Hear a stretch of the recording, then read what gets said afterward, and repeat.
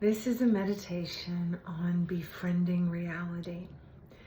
And it's a great practice to do when you find yourself struggling with something that's going on in your life or in the world that you vehemently disagree with, or that you don't want to accept to be true. And those are always really powerful times. They're always very challenging times, but they're times when there is a lot of grist for the mill. There's a lot of energy around something changing that is going to teach you something. You know, it's not always easy to be ride the waves of where life takes us, especially when we disagree with where it's going. It's like we don't want a breakup, or we don't want this reality that could be happening. And yet we're trying to figure out acceptance with a tremendous amount of love. So this is a meditation on acceptance, but even deeper than that, I think it's a meditation on befriending reality as it is. One of my early teachers, Dr. Robert Svoboda, his guru Vimalananda used to say, either you'll befriend reality, either you'll live with reality or reality will come and live with you. And it's like, whoa, okay, that's pretty intense. But to be able to say, I want to have a deep relationship with reality more than I want to have a deep relationship with my projections or my desires or my attachments or my aversions, right? Where you go, okay, I really want to get it, where I can live in the center of what's real and respond from there rather than stay caught in reaction. So an acceptance practice can be very powerful in these kind of times. So I would ask you to begin this meditation practice to touch your fingers at the center of your chest for a moment, just at that space that yogis call anahata, or the heart chakra. And we're going to look for that space, but we're also going to look for that deeper essence, that heart within the heart, trying to go into the very heart of your being. Okay?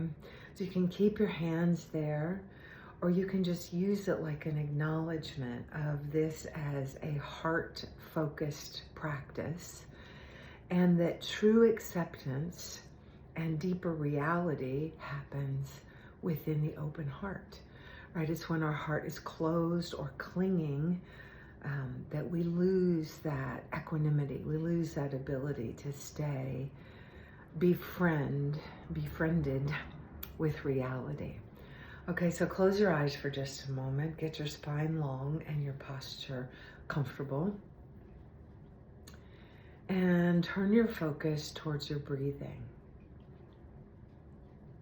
Softening your body, releasing any obvious tension that seems easy to let go, and centering yourself in the moment that you're living in. Just noticing how you feel, befriending any and all sensations, whether they're sensations of love or sensations of tension.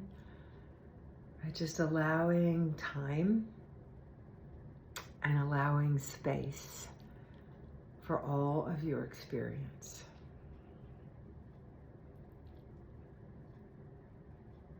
And see if you can open your heart to that for just a moment. And you might think, I don't quite know what that is. Just see if you can soften into a space of curiosity about possibly accepting something that is difficult or painful. And invite in the situation. Invite it into practice with you. You could invite in the person, right? But I often find it's kind of a deeper practice to invite in the situation. And you kind of start out like we did with touching the heart chakra. You start out with an honoring of the situation. And in that honoring, you say, okay, I know there's something here for me. I know there's something deep here for me to learn. I may not know what it is yet, but I know there's something deep here for me. And so you breathe in and out with an awareness of that possibility. And you ask yourself to become curious in that, to say, what is going on a deeper level? What could I learn? Where do I need to be more empowered or more free or more compassionate? And compassion can be wild in this, because if we're excessively compassionate for other people, we can often give away our own power. If we're excessively compassionate for ourselves or self-involved, we can often take a stance of power over others, of bolstering ourselves beyond others in a way that deteriorates genuine compassion. So just inviting the situation in to sit with you and ask, what can I learn here? How can I deepen into, an embodied acceptance? But in a way, how can I befriend the reality that is before me? And it may mean that you need to stand up for yourself. It may mean that you need to back down for the benefit of all. But you'll find your way in it. And see if you can, in this quality of friendship with a difficult situation, see if you can have compassion for all players, but find the space where you think, okay, I don't need to defend, I don't need to attack.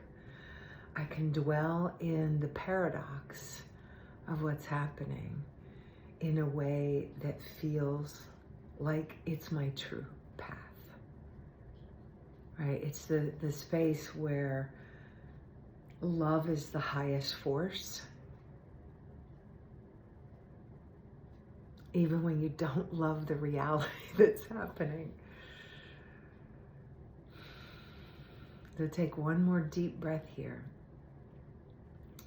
and then let this breath go. And do it again. One more deep breath in. Just pull back the veil of attachment on the out breath and say, I know the reality I want to be happening, but I want to see the reality that is. Right? So compassion has to come into your eyes, compassion for yourself and others. Just let it rise into your eyes and see more clearly.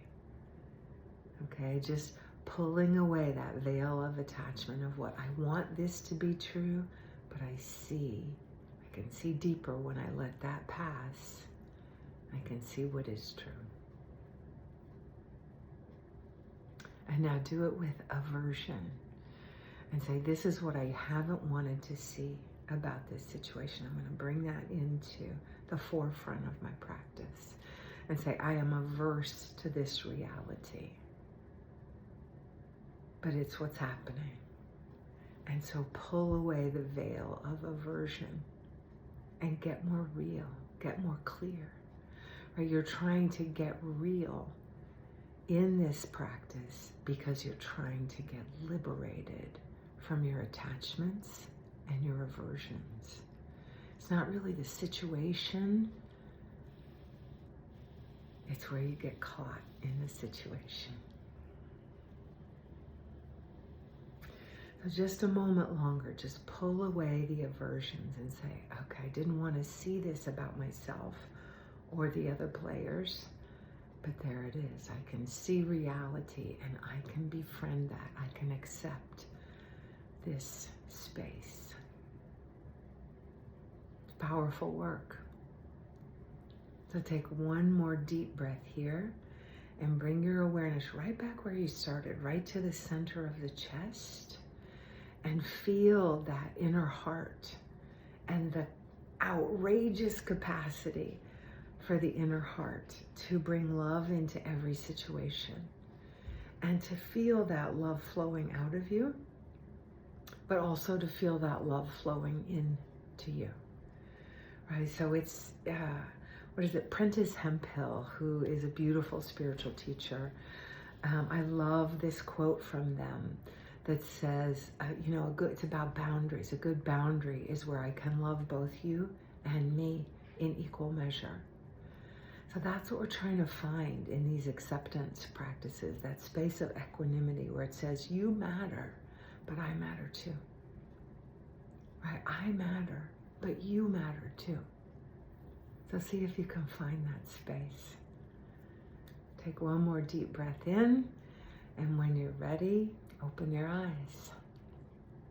Be well.